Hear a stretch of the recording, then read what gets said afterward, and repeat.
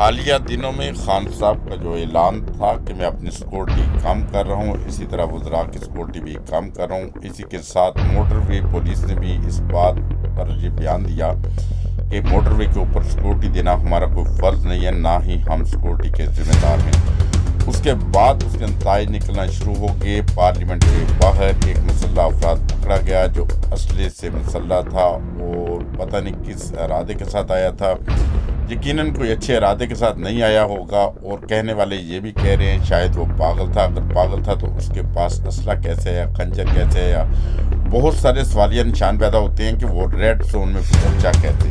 سب سے پہلے تو یہ کہ وزیر اعظم پاکستان عمران خان کی سیکورٹی انتہائی ضروری ہے۔ اگر یہ سیکورٹی اپنی نہیں بھرپور طریقے سے کریں گے، قوم کا پیسہ بچائیں گے، تو پھر ان کی جان خطرے میں ہے۔